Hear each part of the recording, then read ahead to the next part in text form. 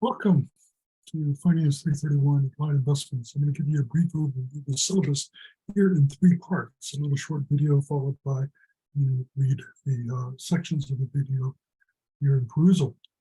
So, quite frankly, first, this is just a flipped course, which basically means readings are done and videos and quizzes all kind of combined in the assignments. You typically 2 assignments per weekend.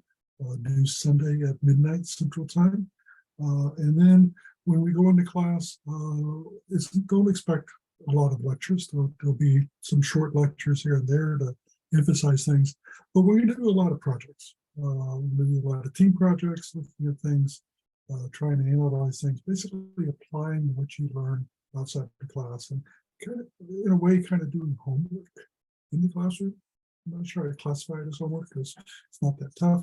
But it is scored. Both your readings and videos outside of class are scored, and also the assignments during class are scored. So I have pretty high expectations for all of you. I request that you commit to excellence and do what it takes to become a better person, essentially. Right? So there are study guides and Quizlets that are going to aid you along the way. I know the very first question most people have is, what are the assignments? How are they graded? How are grades work in class? Well, there are 3 exams in a class, and they're cumulative because this course kind of builds on itself.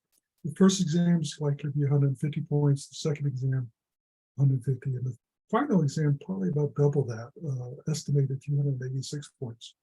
So,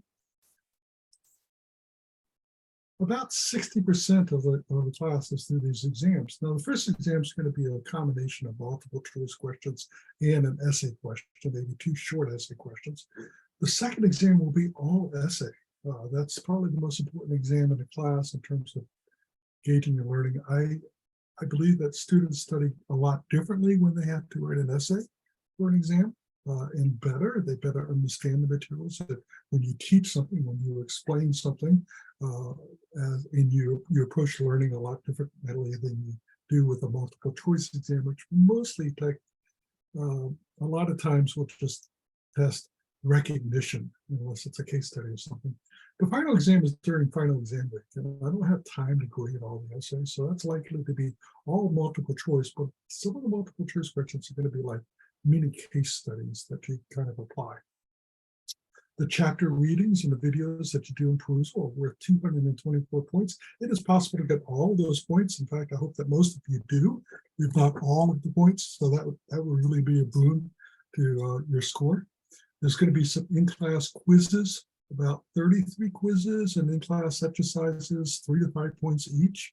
So going to class almost every day, there's going to be something that's worth 3 points, 4 points, 5 points, something in that class.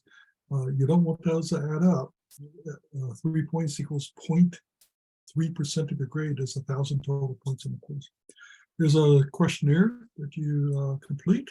Hope you've already done that. 8 points.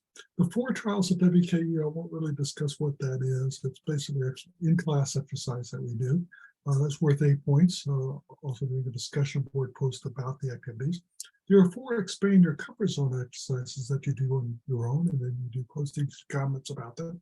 Those are, you get a list of things to select from in terms of the actual assignments that you do. And then during midterm, we're going to have you do a self-assessment of your own class participation and against some metrics. So that's 1,000 points. And as typical here at WKU, 900 points for an A, 800 for a B, 700 for a C, 550 to 699 for a D, and an F less than 550. I only have 1 F in my spring semester in this course in 2 sections. There are about 80 students, only 1 F, because someone who didn't do the work.